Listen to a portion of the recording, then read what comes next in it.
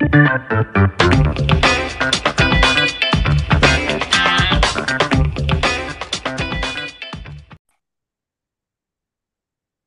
right, we are back with another episode of the Real Estate Investing Club. Again, it is a Friday, so I'm bringing this Friday energy to you guys wherever you are. I hope you're having a great day. We got rain again here in Seattle. I was hoping we could hold on to that sun. It was there for a couple weeks, and man, I loved it. But Seattle, we got to keep our green. So we got a little bit of rain. It's no problem though, because we got Sam Hales on the podcast with us today. Sam is a manufactured housing, a mobile home park guy. I love to talk this topic because we own a couple of them. We want to buy more, so we're going to get Yeah, the wisdom out of Sam today. He has over 300 million assets under management with the Saratoga Group. He's been in the game for a long time, so I'm sure Sam has a lot to share with us today. So, Sam, thanks for hopping on the show. Gabe, thank you so much. Yeah, it's raining over here in the Midwest as well. So that's Yeah, no that's complaints, too right? bad, We right? you But gotta yeah, take the yeah. rain for the green. Yeah, that's true. That's true. So no, happy to be here today and looking forward to the conversation. There you go. I told you before we got on here, we always like to start with stories and hear kind of how people got from where they were to where they are today. So why don't you take us back, way before you knew about real estate and tell us how you got in and what Got brought it. you to where you are? Yeah. Yeah, awesome. So background is engineering. I was in tech in the San Francisco Bay Area for a number of years and bought our first home. My wife and I spent evenings tearing up old carpets and refinishing hardwood floors and all sorts of stuff, like swinging a hammer and making it happen.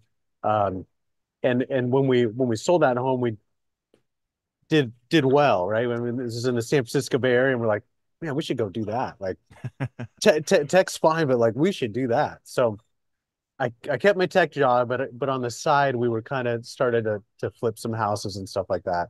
I mean, isn't that how 99% of us start? Yeah, Is we flipping start, then we houses, think, doing wholesales. yeah, yeah. So anyway, and then actually started a fund uh doing single family homes Oh, in nice. the San Francisco. And so this was right after the financial crisis. Yeah, in the So Bay. Yeah, 10, 11, 12, like we were buying homes in Oakland for like $100,000. I mean, it's crazy and to now think they're back. six, Yeah, eight, yeah. something It's like, crazy. oh man.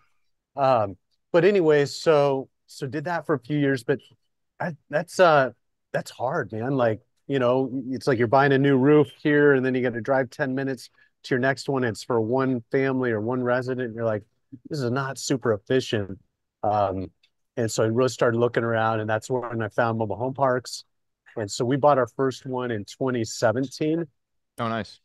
And gosh, 2 months into it, I was like, we are gonna drop everything else we were doing. And we were doing also, Going I mean, we had hard. like little boutique hotels, some office, I mean, a few different Oh, things. interesting. We're dropping everything we're doing and we are going mobile home parks all the way. All right. So we like I said, bought the first one in 2017.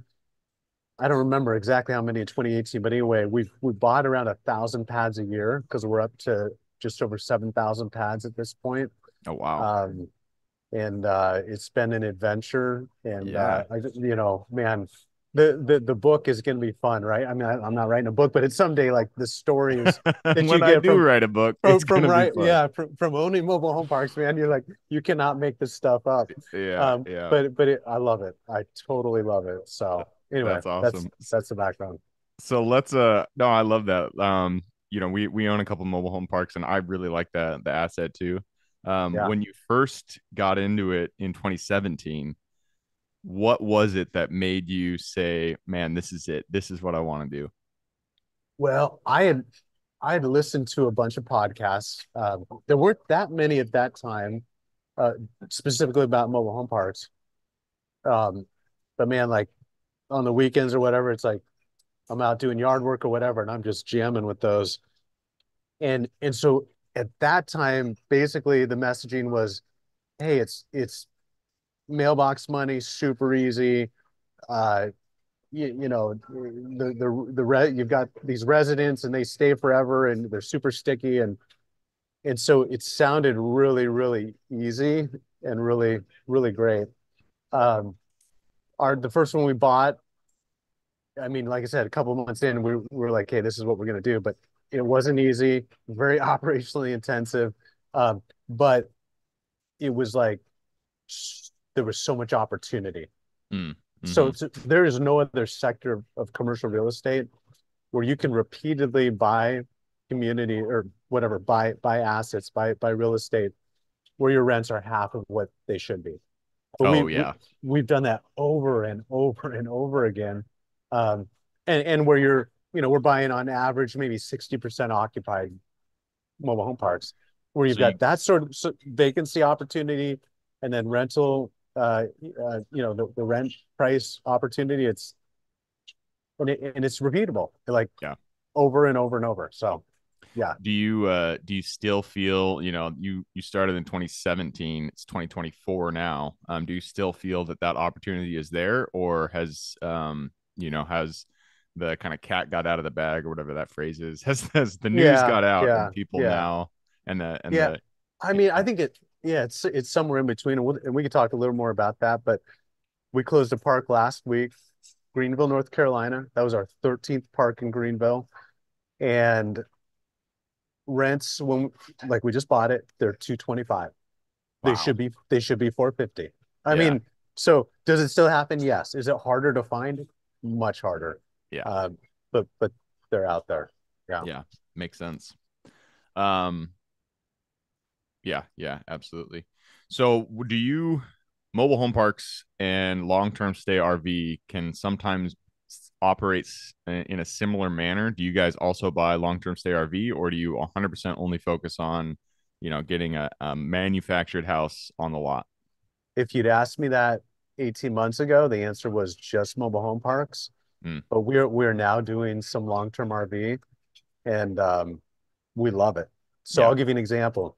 We we have a park in Norfolk, Nebraska. It's a couple hours from Omaha, Hmm. and it had a adjacent property that we bought that was completely vacant, undeveloped, and we got it entitled and built into a long-term RV park in less than 12 months. Wow. And it is Entitled and now built. That's pretty quick. enti entitled and built. Yeah. And it is now 75% occupied. I mean, Wow. and the occupancy happened in from January to March. Yeah. Well, I guess we're April now.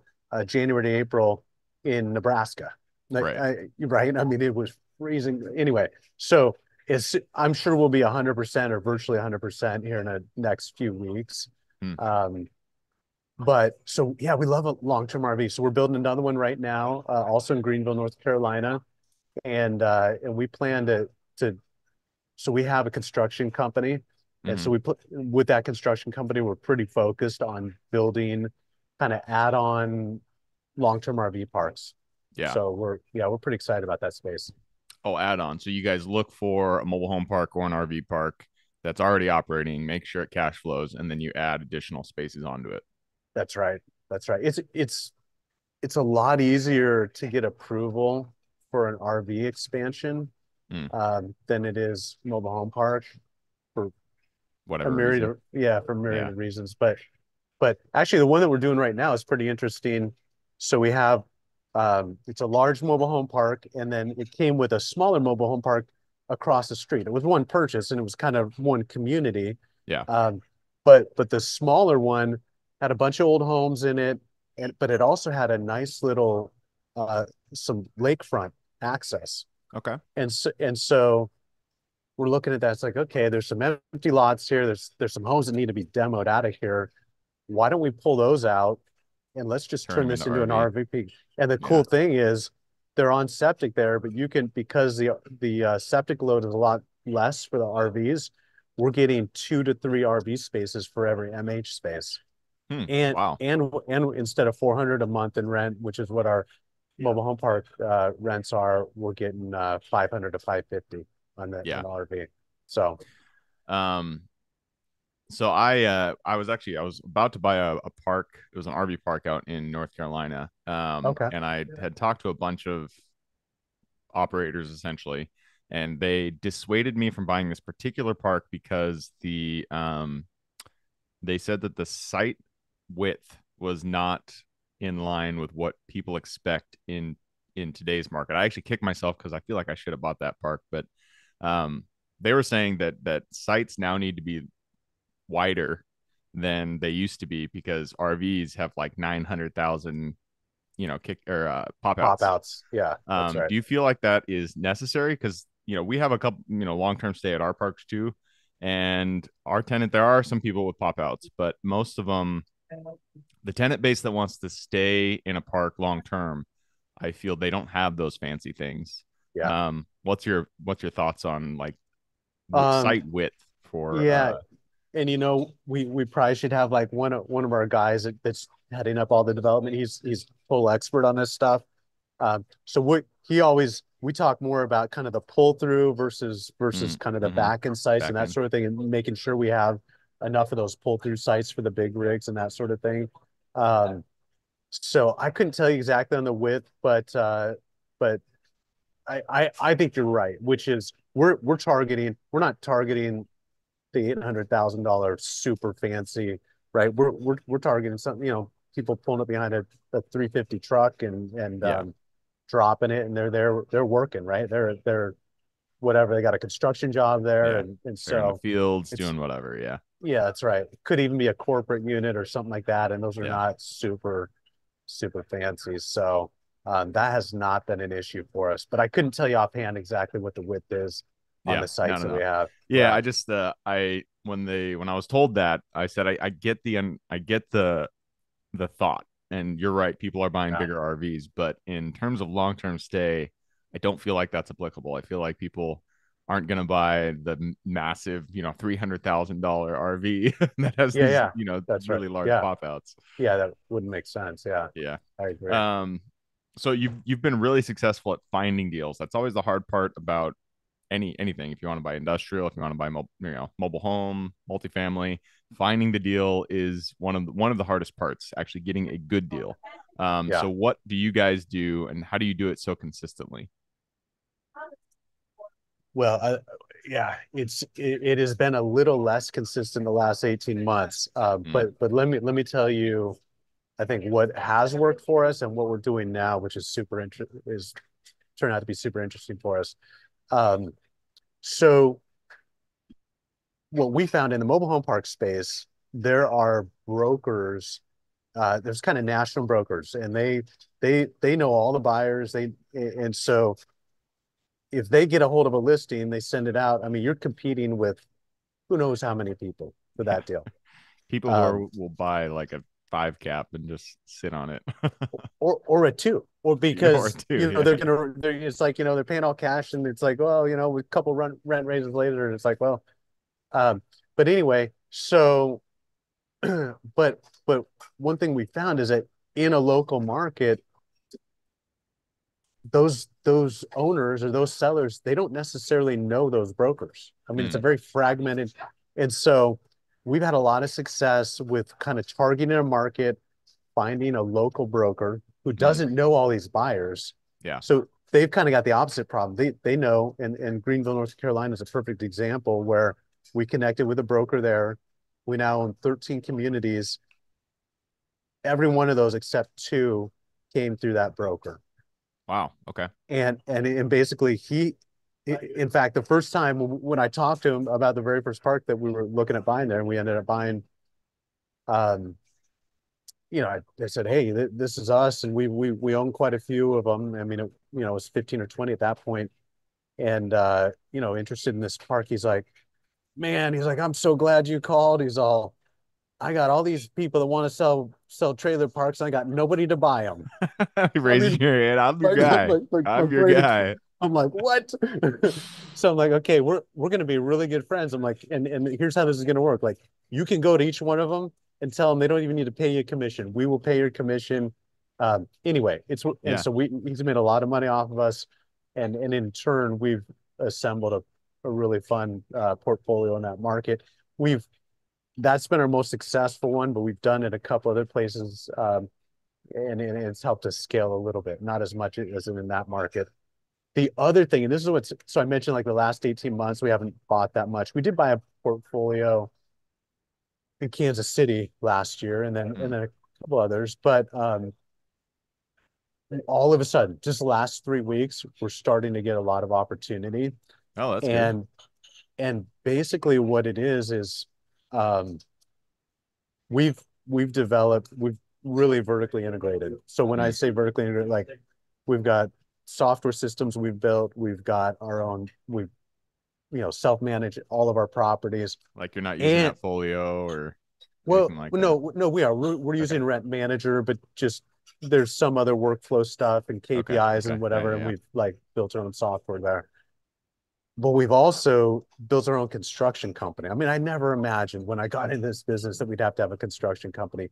But sometimes you buy a mobile home park and it's like, well, it was built 60 years ago, and guess what? Underground, Yeah. like those pipes, they've reached end of life, and you got to like We've redo your had to sewer lines and replace. what, Yeah, we only have two right? parks, and we've had to replace the underground on both of them.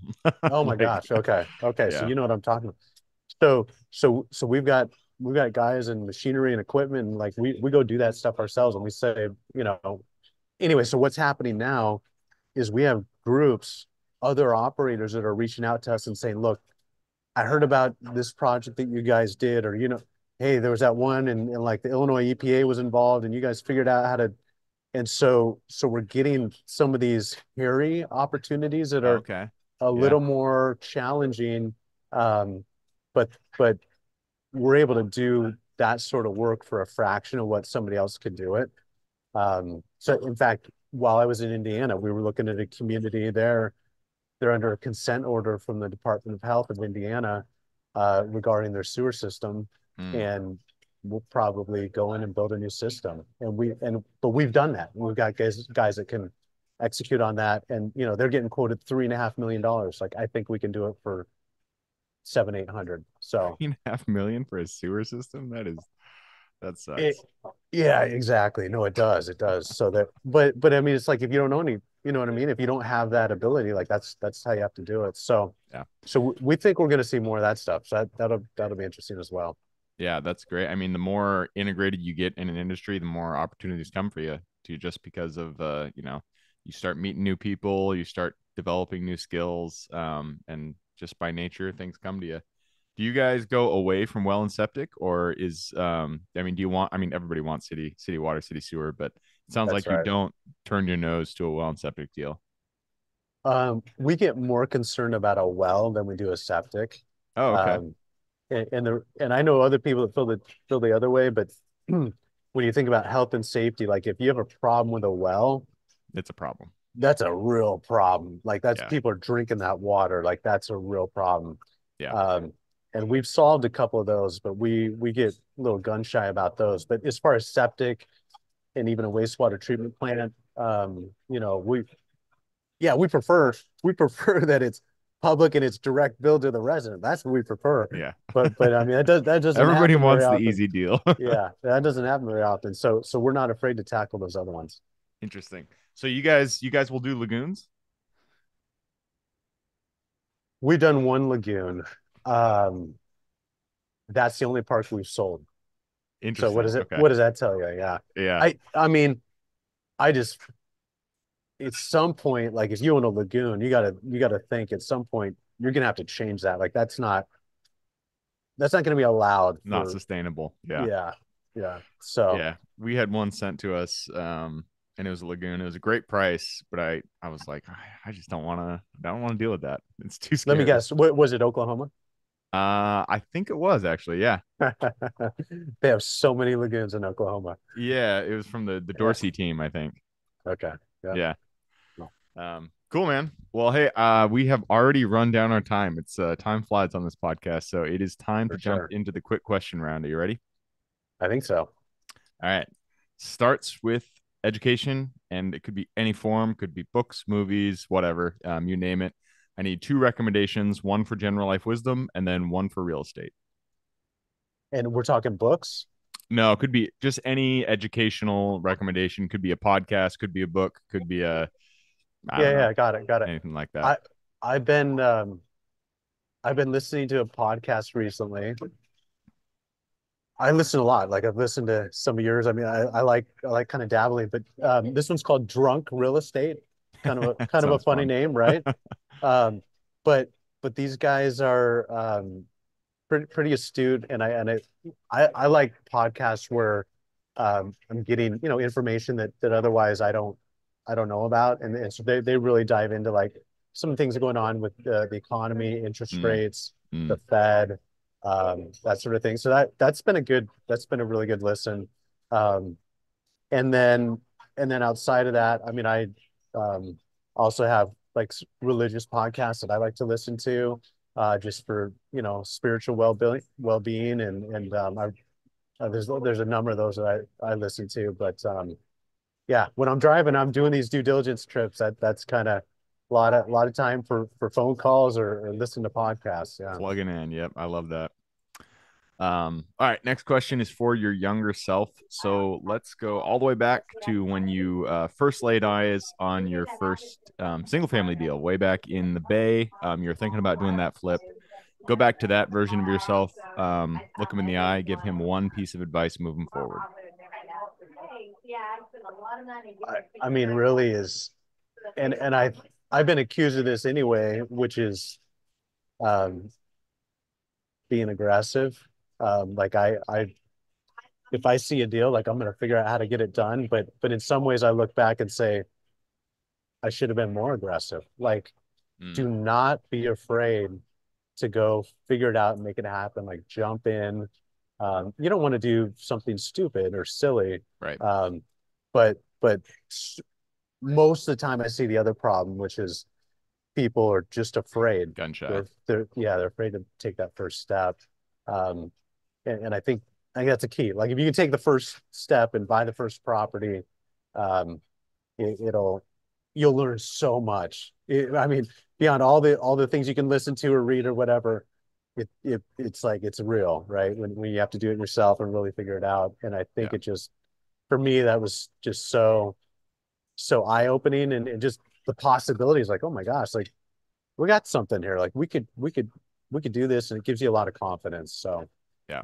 Yeah, you just gotta get that base of education, understand the basics of what you're doing. But after yeah, that, you just gotta go because you're not gonna really learn anything more until you do it. yeah, yeah, for And you're sure. gonna get hit in the face for sure. It's gonna happen regardless. Doesn't matter how much you prepare. Things will go wrong, but That's right. that's when you Yeah, learn and you just keep moving forward. for sure. All right. Next question is about the U.S. It is a big place. There's a lot of opportunity out there. Give me the single metro you're most excited about investing in today. It would generally be the Southeast, and I would say Northern Alabama. Probably not an Okay. answer you get often. Yeah. Birmingham area. Maybe even more like Okay. Huntsville, Alabama, and we've got a couple of mobile home parks in the Florence, Muscle Shoals area. Hmm. Uh, there's it's been astounding, kind of the growth in you know people moving in there, as well as obviously the impact on occupancy and rent growth there has been incredible. That's great. Yeah, you are the first person to say Alabama. Surprisingly, we've been 400 and something episodes. I don't think I've had Yeah, anybody say Alabama yet. So yeah, there you go. yeah, All right, next question. You've already touched on this a little bit, but I'm going to ask it again. Favorite way to find deals? It all starts with penning that purchase agreement with the seller. So, what is your favorite way to generate leads and find new deals? yeah. So back to what we were talking about, what's been most successful for us is finding a local broker who doesn't know the national buyers and just really developing a relationship with them. That's been most successful for us. Perfect. And a little bit And more.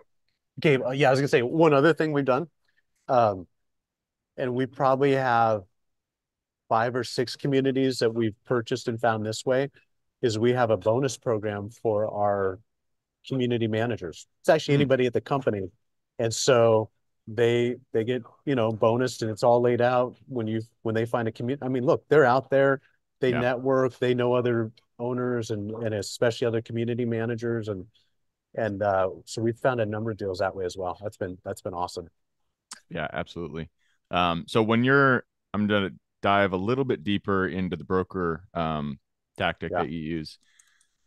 you're finding brokers that are not national brokers. They're not Marcus and Millichap. They're not, Newark. They're local brokers. How do you know that these brokers even deal in mobile home parks? I mean, you're not looking for single family brokers, obviously. How do you know that you're finding a commercial broker that has engaged? How do you target your Yeah. No, outreach? I no. guess is what Yeah, I'm yeah. saying. So, yeah, I don't want to say it's a secret sauce, yeah, what you'll find is, and I love when we find this, but you'll find a local broker and it's like, all right, they sell some apartment buildings and they sell a little strip retail center and then a mobile home park listing comes along and they put it out on the local MLS Hmm. or they'll just put up a sign. Um, so we found some from signs, we found some from local MLS. Sometimes they'll know enough to like put it on Crexy or whatever.